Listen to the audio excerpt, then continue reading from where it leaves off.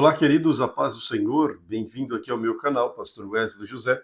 Estamos aqui para dar sequência a esta leitura bíblica em 100 dias e hoje vamos ler Marcos capítulo 2 em diante. E você é meu convidado para inscrever-se aqui no canal, caso ainda não seja inscrito. Vamos juntos no 57º dia desta leitura. Obrigado, Senhor Jesus, pela oportunidade que o Senhor tem dado de juntos com teus filhos meditar e aprender através da leitura bíblica. Que o Teu Espírito Santo ilumine os nossos corações para que possamos compreender a Tua palavra. Amém? Marcos capítulo 2 diz assim: Dias depois, quando Jesus retornou a Cafarnaum, a notícia de que ele tinha voltado se espalhou rapidamente. Um pouco tempo, a casa onde estava hospedado ficou tão cheia que não havia lugar nem para fora da porta. Enquanto ele anunciava a palavra de Deus, 4 homens vieram carregando um paralítico numa maca. Por causa da multidão, não tinha como levá-lo até Jesus. Então abriram um buraco no teto acima de onde Jesus estava. Em seguida, baixaram um homem na maca, bem na frente dele. Ao ver a fé que eles tinham, Jesus disse ao paralítico: Filho, seus pecados estão perdoados. Alguns dos mestres da lei que estavam ali sentados pensaram: o que ele está dizendo? Isso é blasfêmia, somente Deus pode perdoar pecados. Jesus logo percebeu o que eles estavam pensando e perguntou: por que vocês questionam essas coisas em seu coração? O que é mais fácil dizer ao paralítico: seus pecados estão perdoados? Ou levanta-se, pegue a sua maca e ande? Mas eu lhes mostrarei que o Filho do Homem tem autoridade na terra para perdoar pecados. Então disse ao paralítico: levanta-se, pegue sua maca e vá para casa. O homem se levantou, deu um salto, pegou a sua maca e saiu andando diante de todos. A multidão ficou admirada e louvava a Deus, exclamando: nunca vimos nada igual. Em seguida, Jesus saiu outra vez para a beira do mar e ensinou as multidões que vinham até ele. Enquanto caminhava por ali, viu Levi, filho de Alfeu, assentado num lugar onde coletava os impostos. Siga-me, disse-lhe Jesus. E Levi se levantou e o seguiu. Mais tarde, na casa de Levi, Jesus e seus discípulos estavam à mesa, acompanhados de um grande número de cobradores de impostos e outros pecadores, pois eram muitos os que o seguiam. Quando alguns fariseus, mestres da lei, viram Jesus comer com cobradores de impostos e outros pecadores, perguntaram a Jesus por que ele come com cobradores de impostos e pecadores. Ao ouvir isso, Jesus lhes disse: as pessoas saudáveis não precisam de médico, mas sim os doentes. Não vim para chamar os justos, mas sim os pecadores. Certa vez, quando os discípulos de João e os fariseus estavam jejuando, algumas pessoas vieram a Jesus e perguntaram: por que os seus discípulos não têm hábito de jejuar, como os discípulos de João e os discípulos dos fariseus? Jesus respondeu: por acaso os convidados de um casamento jejuam enquanto festejam com o noivo? Não podem jejuar enquanto o noivo está com eles. Um dia, porém, o noivo lhes será tirado, e então jejuarão.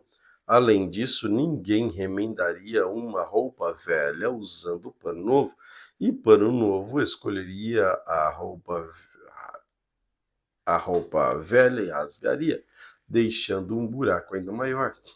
E ninguém colocaria vinho novo em velhos recipientes de couro. O vinho os arrebentaria, e tanto o vinho como o recipiente se estragariam. Vinho novo precisa de recipientes novos. Num sábado, enquanto Jesus caminhava pelos campos de cereal, Jesus e seus discípulos começaram a colher espigas. Os fariseus lhes perguntaram por que seus discípulos desobedeceram à lei colhendo cereal no sábado? Jesus respondeu: vocês não leram as Escrituras, o que diz Davi, quando ele e seus companheiros tiveram fome? Ele entregou na casa de Deus Nos dias em que Abiatar era sumo sacerdote e comeu os pães sagrados que só os sacerdotes tinham permissão para comer, e deu também aos seus companheiros. Então Jesus disse: Sábado foi feito por causa do homem, não o homem por causa do sábado. Portanto, o Filho do homem é Senhor até mesmo do sábado. Marcos 3. Em outra ocasião, Jesus entrou na sinagoga e notou que havia ali um homem com uma das mãos deformada. Os inimigos de Jesus os observavam atentamente se ele curasse a mão do homem e planejava acusá-lo, pois era sábado. Jesus disse ao homem com a mão deformada: Venha e fique diante de todos. Em seguida, voltou-se para seus críticos e perguntou: O que a lei permite fazer no sábado? Bem ou mal? Salvar uma vida ou destruí-la? Eles ficaram em silêncio. Jesus olhou para os que estavam em seu redor, irado e muito triste pelo coração endurecido deles. Então disse ao homem: Estenda suas mãos. O homem estendeu a mão e ela foi restaurada. No mesmo instante, os fariseus saíram e se reuniram com os membros do partido de Herodes para tramar um modo de matá-lo. Jesus saiu para o mar com seus discípulos e uma grande multidão seguiu. Vinham de toda a parte da Galiléia, da Judéia, de Jerusalém, de Idumeia, do leste do Rio Jordão, até nos lugares distantes ao norte, como Tiro e Sidom. A notícia de seus milagres havia se espalhado para longe e um grande número de pessoas vinham vê-lo. Jesus instruiu seus discípulos a prepararem um barco para enviar a multidão e esmagasse. Havia curado muitos naquele dia, e os enfermos se empurravam para chegar até ele e tocá-lo. E sempre que ouviam os espíritos impuros, se atiravam no chão na frente dele, gritavam: Você é filho de Deus. Jesus, porém, lhes dava ordens severas para que não revelasse quem ele era. Jesus subiu ao monte e chamou aqueles que desejava que o acompanhasse, e eles foram. Escolheu 12 e os chamou de apóstolos para que seguissem e fossem enviados para anunciar a mensagem, e lhes deu autoridade para expulsar o demônio.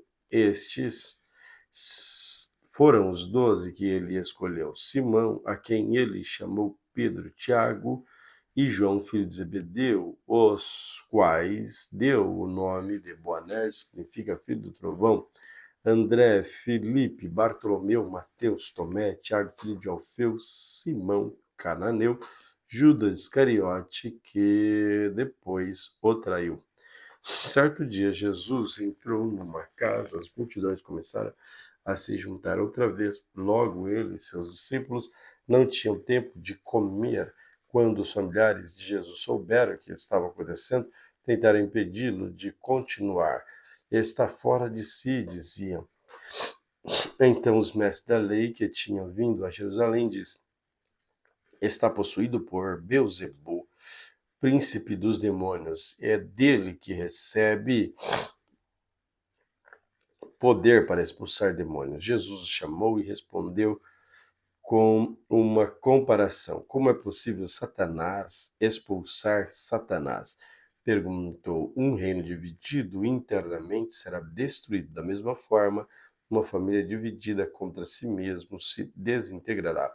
E se Satanás está dividido, a luta contra si mesmo não pode se manter de pé. Está acabado. Quem tem poder para entrar na casa de um homem forte e saquear seus bens? Somente alguém mais forte, alguém capaz de amarrá-lo e saquear sua casa. Eu lhes digo a verdade: todo pecado de blasfêmia pode ser perdoado, mas quem blasfemar contra o Espírito Santo jamais será perdoado. Esse é o pecado com consequências eternas. Ele disse isso porque afirmava estar possuídos por espíritos impuros. Então a mãe e os irmãos de Jesus foram vê-lo e ficaram do lado de fora e mandaram alguém avisá-lo para sair e falar com eles. Havia muitas pessoas sentadas ao seu redor e alguém disse: sua mãe e seus irmãos estão lá fora e o procuram. Jesus respondeu: quem é minha mãe? Quem são meus irmãos? Então olhou para aqueles que estavam ao seu redor e disse: venham, estes são minha mãe e meus irmãos. Quem faz a vontade de meu Pai é meu irmão, minha irmã e minha mãe. 2 Samuel capítulo 9. Certo dia Davi perguntou: resta alguém da família de Saul a quem eu possa mostrar bondade? Por causa de Jonatas, havia um servo de Saul cujo nome era Ziba e trouxe a Davi. Trouxeram a Davi. Você é Ziba? Perguntou o rei. Sim, seu servo, meu senhor, respondeu Ziba. Então o rei lhe perguntou: resta alguém da família de Saul? Se resta, gostaria de mostrar bondade de Deus para com ele. Um dos filhos de Jonatas ainda está vivo, respondeu Ziba. Ele é o aleijado de 2 pés.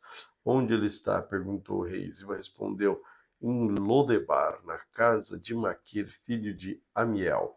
Então Davi mandou buscá-lo na casa de Maquir. Seu nome era Mefibosete, filho de Jonatas, filho de Saul. Quando compareceu diante de Davi, curvou-se com o rosto em chão. Davi disse: saudações, Mefibosete. Mefibosete respondeu: aqui está seu servo, meu senhor. Não tenha medo, disse Davi. Quero mostrar bondade a você por causa de Jonatas, seu pai. Vou lhe dar todas as terras que pertenciam a seu avô Saul, e você comerá sempre aqui comigo, à mesa do rei. Mefibosete se prostrou e disse: quem é seu servo para que o Senhor mostre bondade e alguém como eu, que não vale mais um cão morto? Então o rei mandou chamar Ziba, servo de Saul, e disse: dei ao neto do meu senhor tudo que pertencia a Saul e sua família. Você, seus filhos, seus servos cultivarão a terra para ele, a fim de produzir alimento para a casa de seu senhor. Mefibosete, neto de meu senhor, de seu senhor, comerá sempre à minha mesa. Ziba tinha 15 filhos e 20 servos. Sou seu servo, respondeu Ziba. Farei tudo que o senhor, o rei, mandou. Daquele momento em diante, Mefibosete passou a comer à mesa de Davi, como se fosse um de seus filhos. Mefibosete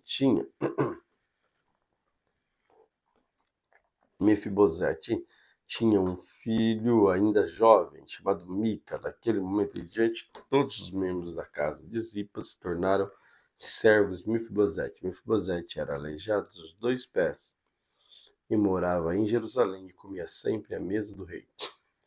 2 Samuel capítulo 10.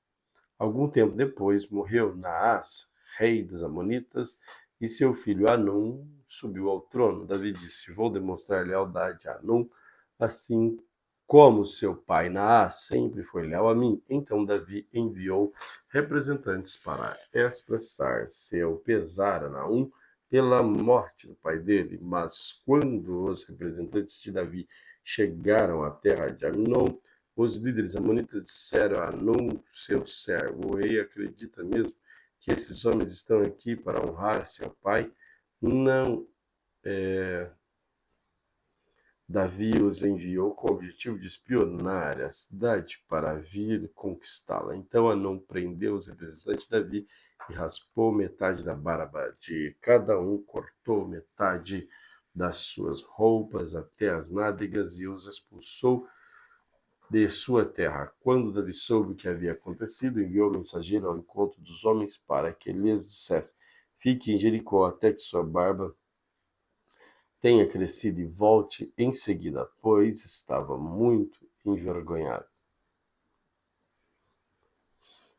Quando os amonitas perceberam quanto havia endurecido Davi, contrataram 20.000 soldados da infantaria dos sírios da terra de Bet-Reob e Zobá, 1.000 homens do rei Maaca, 2.000 homens de Tobi. Davi foi informado disso e enviou Joabe e todos seus guerreiros para lutarem contra eles. As tropas amonitas avançaram e foram à sua frente de batalha, entraram na cidade, enquanto os sírios de Zobá e Reob e os homens de Tobi e Maaca se posicionavam para lutar nos campos abertos.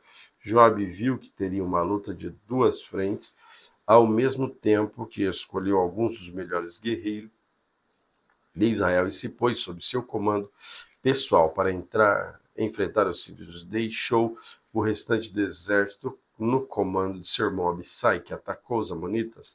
Joabe disse a seu irmão: se os sírios forem mais fortes demais para mim, venha me ajudar. E se os amonitas forem fortes demais para você, eu iria ajudá-lo. Coragem.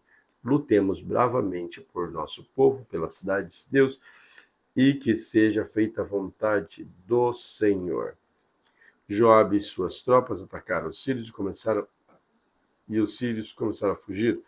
Quando os amonitas viram que os sírios batiam em retirada, também fugiram de Abissai e recuaram para dentro da cidade.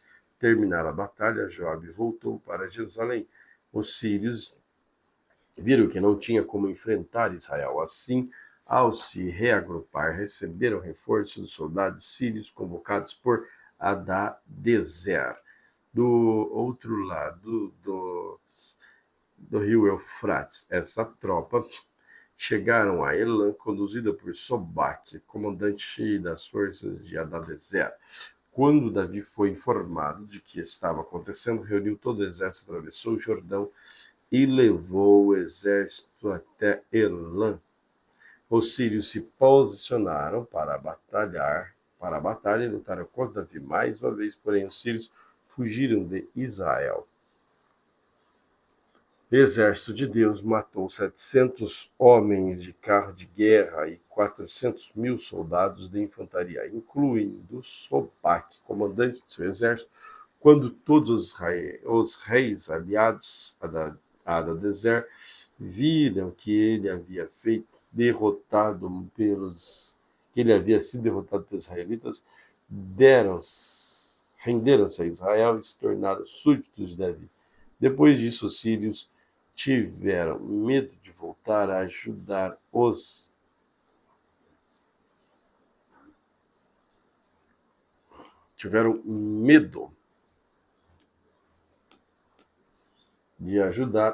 amonitas.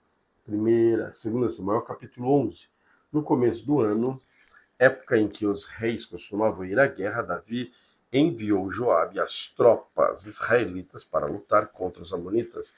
Eles destruíram os exércitos inimigos e cercaram a cidade de Rabá, mas Davi ficou em Jerusalém. Certa tarde, Davi se levantou da cama depois de seu descanso e foi caminhar no terraço do palácio. Enquanto olhava o terraço, reparou uma mulher muito bonita que tomava banho. Davi mandou alguém para descobrir quem era a mulher. Disse-lhe: é Betseba, filha de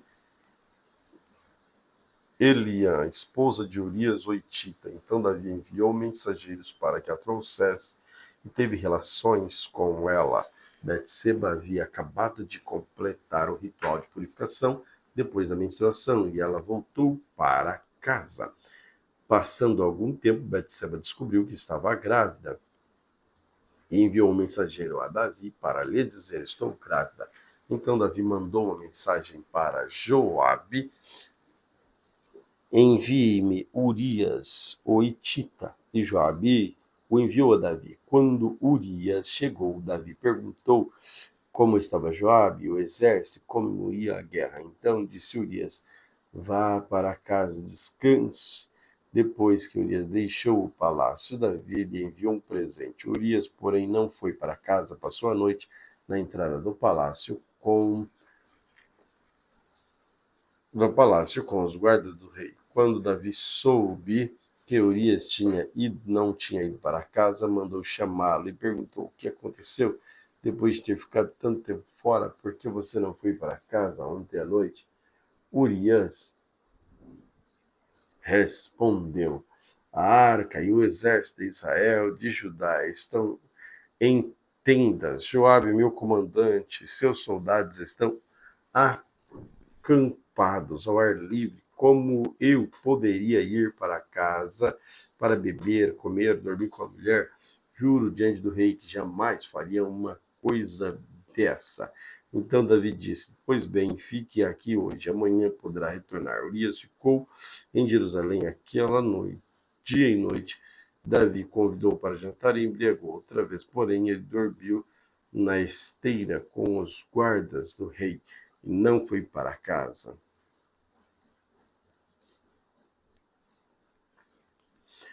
Na manhã seguinte, Davi escreveu uma carta para Joabe e mandou Urias entregá-la. A carta continha a seguinte instrução: coloque Urias na linha de frente, onde o combate estiver mais intenso. Depois recue para que ele seja morto. Então Joabe colocou Urias numa posição próxima do muro da cidade, onde sabia que estavam os principais guerreiros do inimigo. Quando os soldados inimigos saíram da cidade para lutar, Urias hitita foi morto, junto com muitos outros soldados. Joabe enviou a Davi um relatório da batalha. Disse ao mensageiro: conte ao rei o que aconteceu na batalha. Pode ser que ele fique irado e pergunte por que as tropas se aproximaram tanto da cidade. Não sabia que atirariam contra eles dos muros?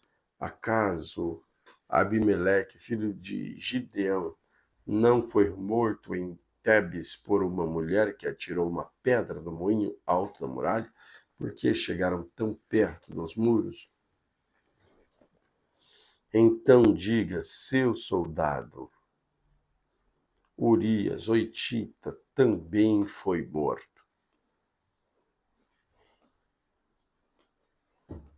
O mensageiro foi a Jerusalém e deu o relatório completo da Davi. O inimigo saiu ao encontro em campo aberto disse o mensageiro. Quando os perseguia de volta até o porto da cidade, os arqueiros do alto do muro atiraram as flechas contra nós, e alguns dos homens do rei foram mortos, entre eles Urias, o hitita. Davi respondeu: diga a Joabe que não desanime, a espada devora este hoje, aquele amanhã. Lute bravamente, conquiste a cidade. Quando a esposa de Urias soube que seu marido havia morrido, chorou por ele. Terminado o período de luto, Davi mandou trazê-la para o palácio e ela se tornou uma de suas esposas e deu à luz a um filho. Mas o que Davi fez desagradou o Senhor. 2 Samuel capítulo 12. Então o Senhor enviou o profeta Natã a Davi. Ele foi até o rei e lhe disse: havia 2 homens em certa cidade. Um era rico, o outro era pobre. O rico era dono de muitas ovelhas e muito gado. O pobre não tinha nada, exceto uma cordeirinha que ele havia comprado. Ele a criou a cordeirinha e cresceu com os filhos dele. Comia em seu prato, bebia de seu copo, até dormia em seus braços. Ela era como sua filha. Certo dia, o visitante chegou à casa do rico. Em vez de matar um de seus animais, de seu próprio rebanho, o rico tomou a cordeirinha do pobre e matou e a preparou para seu visitante. Davi ficou furioso com esse homem rico e jurou: tão certo como o Senhor vive, o homem que fez uma coisa dessa merece morrer. Deve restituir 4 ovelhas ao pobre por ter roubado a cordeirinha e não ter mostrado compaixão. Então Natã disse a Davi: você é esse homem. Assim o Senhor diz, o Deus de Israel: eu ungi rei e eu livrei das mãos de Saul deles a casa e as mulheres que o seu Senhor e os reis de Israel de Judá Se isso não bastasse, teria lhe dado muito mais, porque você desprezou a palavra do Senhor e fez algo horrível. Você assassinou Urias, o Hitita, com uma espada dos Amonitas e roubou a esposa dele. De agora em diante, a espada não se afastará de sua família, pois você me desprezou ao tomar para si a mulher de Urias. Assim diz o Senhor: da sua própria família farei surgir seu castigo. Tomarei as suas mulheres diante de seus olhos e as darei a outro homem. Ele se deitará com elas à vista de todos. O que você fez em segredo eu faria acontecer abertamente diante de todo Israel. Então Davi confessou a Natã: pequei contra o Senhor. Natã respondeu: sim, mas o Senhor perdoou e você não morrerá por causa do seu pecado. Contudo, uma vez que você demonstrou mais absoluto desprezo pela palavra do Senhor, ao agir desse modo, seu filho morrerá. Depois que Natã voltou para casa, o Senhor fez adoecer gravemente o filho de Davi com a mulher de Urias. Davi suplicou ao Senhor que poupasse a criança. Jejuou, passou a noite prostrado no chão. Os oficiais do palácio insistiram para que ele se levantasse e comesse com eles, mas Davi se recusou. No sétimo dia, a criança morreu. Os servos de Davi ficaram com medo de contar a ele. Não ouviu nossos conselhos quando a criança estava doente? Disseram: se lhe contarmos que a criança morreu, poderá cometer uma insanidade. Davi percebeu que estava cochichando, compreendeu o que havia acontecido. A criança morreu? Perguntou. Sim, responderam eles. Está morta. Então Davi se levantou-se do chão, lavou-se, perfumou-se, trocou-se de roupa e foi ao santuário, adorou o Senhor, e depois voltou ao palácio e pediu que lhe trouxesse alimento e comeu. Seus servos ficaram perplexos, não entenderam e disseram: enquanto a criança estava viva, o Senhor chorou e jejuou. Agora que a criança morreu, o Senhor parou de lamentar e voltou a comer? Davi respondeu: enquanto a criança estava viva, jejuei e chorei, pois pensava que o Senhor terá compaixão de mim e deixaria a criança viver. Mas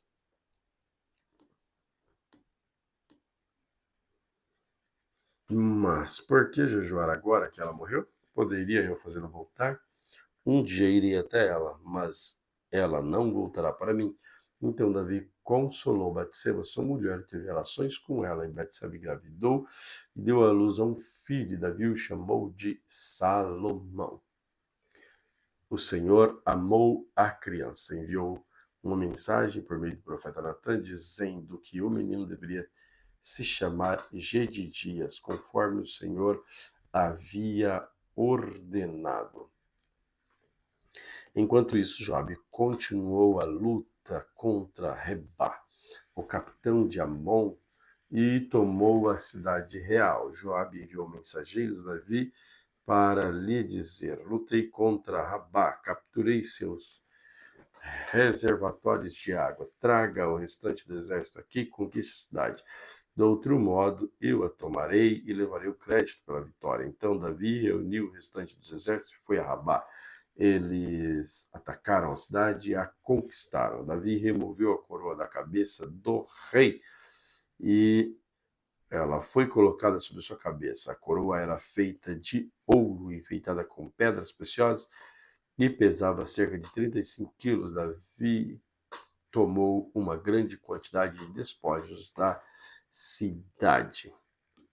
Também tornou os habitantes de Rabá seus servos e os obrigou a trabalhar com serras, picaretas, machados, ferro e também nos fornos de tijolo. Foi assim que Davi tratou o povo de todas as cidades amonitas. Então ele e todo o exército voltaram para Jerusalém. 2 Samuel capítulo 13. Absalão, filho de Davi, tinha uma irmã muito bonita chamada Tamar. Aminon, o outro filho de Davi, apaixonou-se por ela. Aminon ficou tão obcecado por Tamar que adoeceu. Ela era virgem. Aminon imaginou que seria impossível possuí-la. Contudo, Aminon tinha amigo muito astuto, seu primo Jonadab. Ele era filho de Simeia e irmão de Davi. Certo dia, Jonadab disse a Aminon: qual o problema? Porque o filho do rei parece tão abatido todos os dias. Aminon respondeu: estou apaixonado por Tamar, irmã de meu irmão Salomão. Faça o seguinte, disse Jonadab: deite-se e finja que está doente. Quando seu pai visitar, peça que lhe deixe Tamar vir e preparar algo para você comer. Peça que prepare alimento aqui mesmo para que você a veja e ela o sirva. Então Aminon se deitou, fingiu que estava doente. Quando o rei veio vê-lo, Aminon lhe pediu: por favor, permita que minha irmã Tamar venha e prepare 2 bolos aqui mesmo para que eu a veja e sirva para mim. Davi concordou e mandou Tamar à casa de Amnon preparar algo para lhe comer. Quando Tamar chegou à casa de Aminon, foi até o lugar onde ele estava deitado para que ele pudesse vê-la, preparou a massa. Então ela amassou os bolos conforme ele tinha pedido. Contudo, quando ela colocou a bandeja diante de Aminon, ele recusou comer. Saiam todos daqui, disse ele a seus servos. Então Aminon disse a Tamar: agora traga-me os bolos ao meu quarto e dê-me de comer. Tamar fez conforme pediu. Quando, porém, ela lhe ofereceu comida, ele agarrou e a exigiu: venha para a cama comigo. Não, meu irmão, não me violente, exclamou Tamar. Isso não se faz em Israel, não faça essa loucura. Como eu poderia viver tamanha vergonha e você cairia na desgraça? Em Israel, por favor, fale com o rei e ele permitirá que você se case comigo. Mas Aminon não quis ouvi-la. Como era mais forte que ela, violentou-a. Então a paixão de Aminon se transformou em profundo desprezo. Desprezo por ela, mais intenso que a paixão que havia sentido. Saia daqui, gritou para ela. Não, não, respondeu Tamar. Mandar-me embora agora seria pior do que o mal que você fez. Aminon, porém, não quis ouvi-la e clamou, chamou seu servo e ordenou que ponha esta mulher para fora daqui e tranque a porta. O servo a pôs para fora, trancou a porta. Tamar vestia uma túnica longa que era costume daqueles dias entre as filhas do rei. Então rasgou sua túnica, jogou cinza sobre a cabeça, cobriu o rosto com as mãos e foi embora chorando. Seu irmão Absalão viu e perguntou: é verdade que Aminon esteve com você? Bem, minha irmã, é melhor ficar quieta, pois Aminon é seu irmão. Não se aflinja com isso. Então Tamar, como uma mulher desolada, foi morar na casa de seu irmão Absalão. Quando o rei Davi soube o que havia acontecido, ficou furioso. Embora Absalão não tivesse dito nada a Aminon a esse respeito, odiou Aminon profundamente pelo que havia feito a sua irmã. 2 anos depois, quando as ovelhas de Absalão estavam sendo tosquiadas em Baal-Azor, perto de Efraim, Absalão convidou todos os filhos do rei para uma festa. Foi até o rei e disse: meus tosquiadores estão trabalhando. Gostaria que o rei e seus servos celebrassem essa ocasião comigo. Mas o rei respondeu: não, meu filho, se todos nós fôssemos, seria um peso para você. Embora Absalão insistisse, o rei recusou ir, mas abençoou Absalão. Está bem, disse Absalão. Se o senhor não pode ir, permita que meu irmão Aminon vá conosco.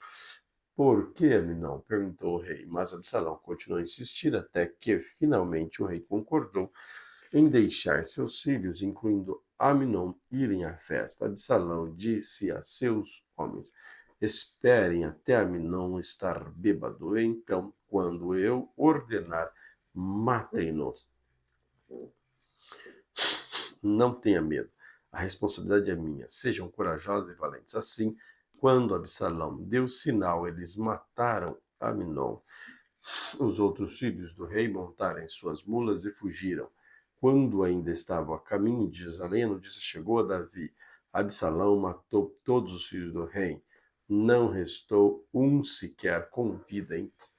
O rei se levantou, rasgou suas roupas e lançou-se no chão. Seus conselheiros também rasgaram as roupas. Nesse momento, Jonadab, filho de Simei, irmão de Davi, chegou e disse: Não pense, meu senhor, que todos seus filhos foram mortos. Foi apenas Aminon. Absalão tramava isso desde que Aminon violentou sua irmã Tamar. O meu senhor, rei, não deve acreditar que todos seus filhos estão mortos. Apenas Aminon morreu. Enquanto isso, Absalão fugiu. Então, a sentinela sobre o muro de Jerusalém viu muita gente descendo o monte pela estrada que vinha do oeste. E Jonadab disse ao rei: Veja, lá estão eles, são os filhos do rei, voltando como eu tinha dito. Logo, eles chegaram chorando e soluçando, e o rei e todos os seus servos choraram amargamente com eles.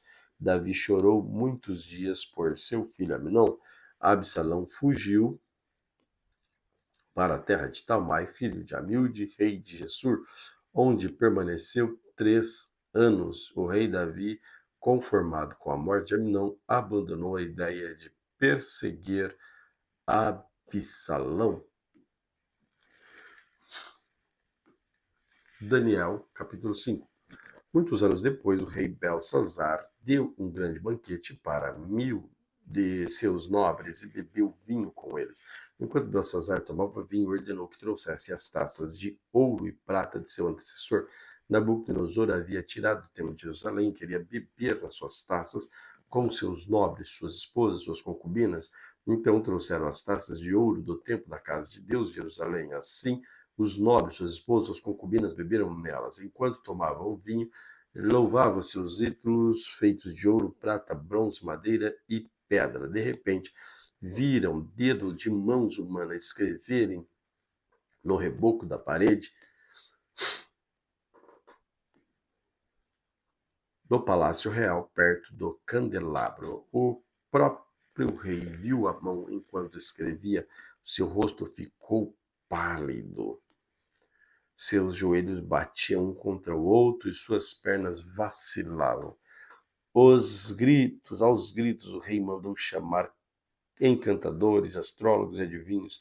Disse aos sábios da Babilônia: Quem conseguir ler essa inscrição e me disser o que ela significa, será vestido com um manto vermelho e em seu pescoço será colocado corrente de ouro, e ele se tornará o terceiro na importância de meu reino. Quando todos os sábios do rei chegaram, nenhum deles foi capaz de ler a inscrição nem dizer o que significava. O rei ficou muito assustado, seu rosto ainda mais pálido. Seus nobres também ficaram abalados.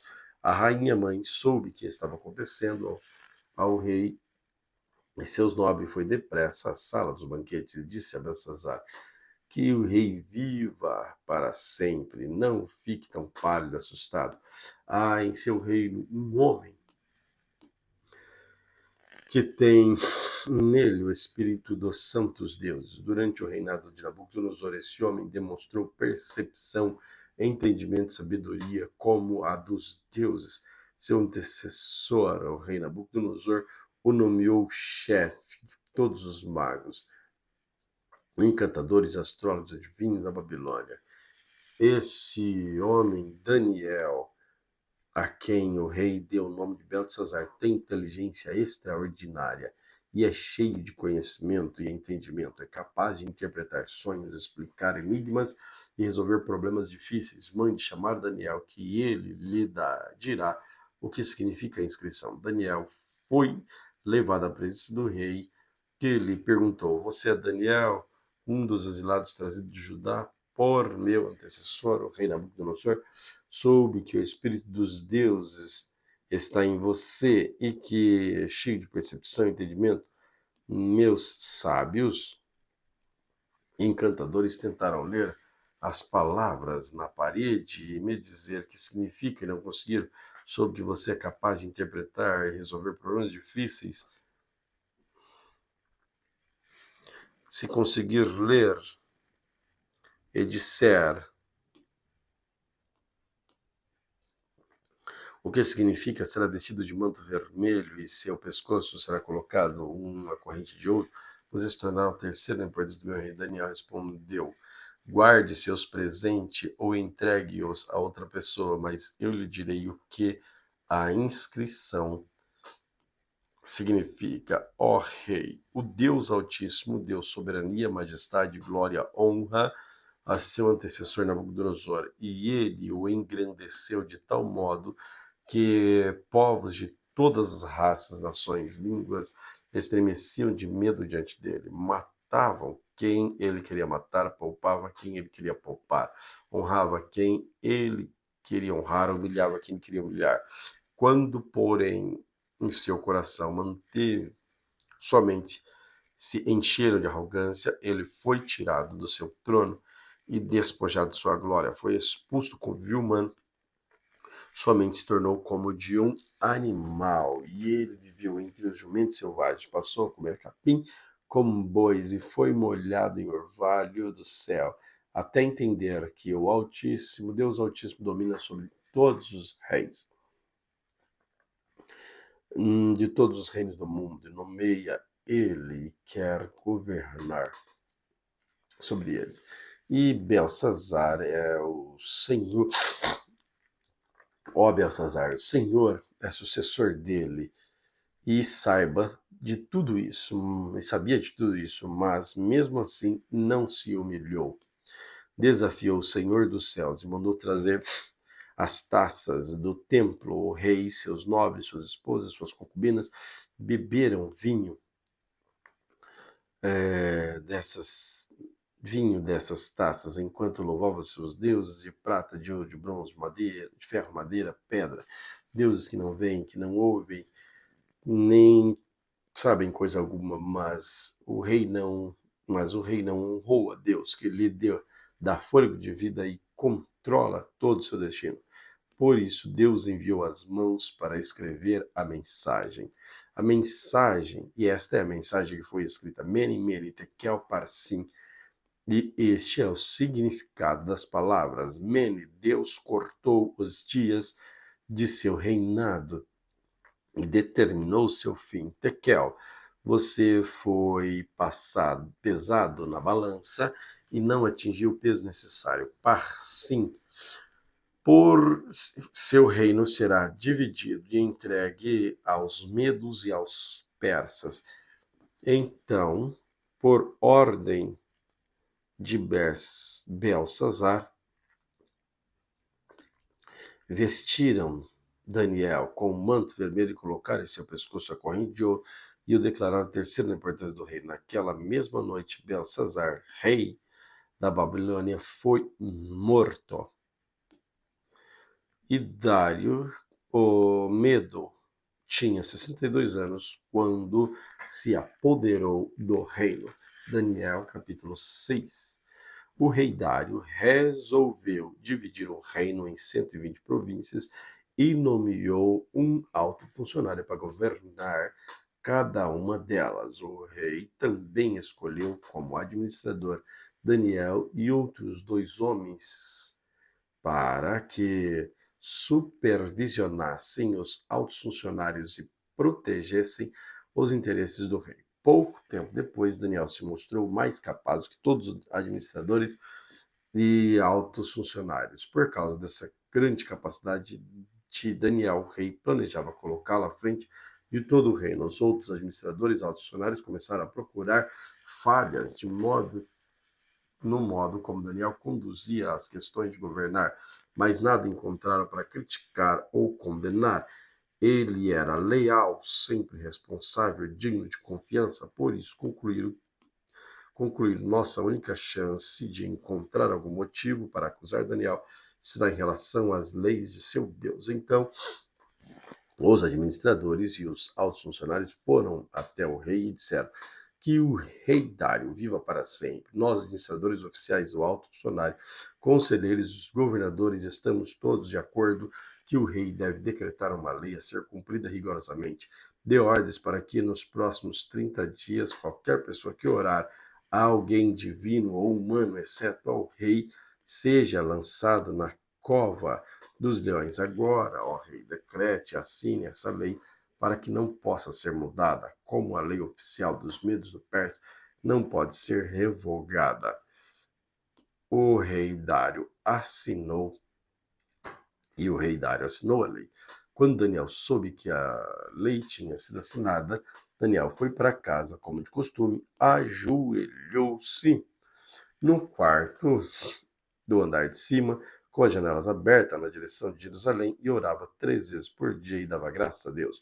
E os oficiais foram junto à casa de Daniel e o encontraram orando e pedindo ajuda de Deus. Então foram diretamente ao rei e lembraram o rei: Rei, o senhor assinou o decreto, exatamente, decreto ordenando que qualquer pessoa que orassem a alguém, divino ou humano, exceto ao rei, fosse lançado na cova dos leões. Sim, respondeu o rei. Essa decisão está em vigor, é uma lei oficial dos Medos dos Persas, não pode ser revogada. Então disse o rei: aquele homem, Daniel, um dos exilados de Judá, não importa ao rei nem a sua lei. Continuou a orar ao Deus dele 3 vezes por dia. Quando o rei ouviu isso, ficou muito angustiado, procurou uma forma de salvar Daniel. Passou o resto do dia pensando num modo de livrá-lo dessa situação. À noite, os homens foram junto ao rei e disse: ó rei, o senhor sabe que, conforme a lei dos Medos dos Persas, nenhum decreto que assine pode ser revogado. Por fim, o rei deu ordens para que Daniel fosse preso e lançado na cova dos leões. O rei disse: que o seu Deus, a quem você serve fielmente, o livre. Então trouxeram uma pedra e colocaram sobre a abertura da cova. O rei selou a pedra com o seu anel e com os anéis dos seus nobres, para que ninguém pudesse resgatar Daniel. O rei voltou do seu palácio e passou a noite em jejum. Não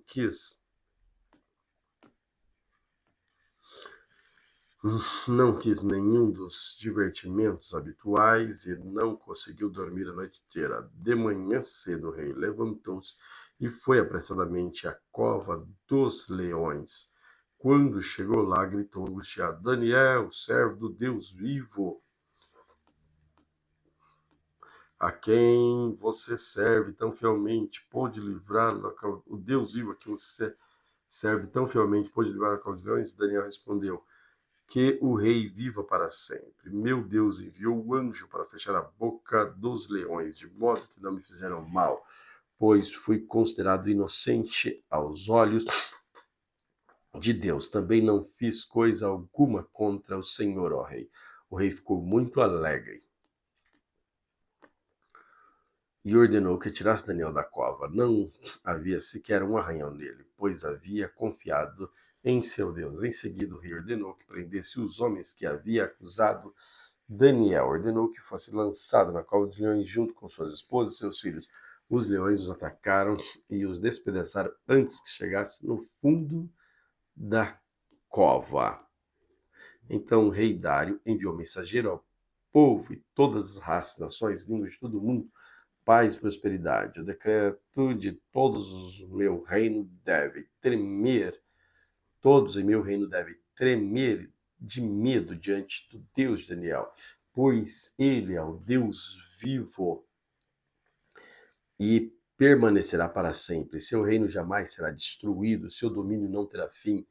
Ele livra e salva o seu povo, ele realiza sinais e maravilhas nos céus, na terra. Foi ele quem livrou Daniel dos leões. Assim, Daniel prosperou durante o reinado de Dário, durante o reinado de Ciro, o persa. Daniel capítulo 7. Anteriormente, durante o primeiro ano do reinado de Belsazar, rei da Babilônia, Daniel teve um sonho, as visões enquanto estava deitado em sua cama. Escreveu o que havia sonhado, e foi isto que ele viu naquela noite.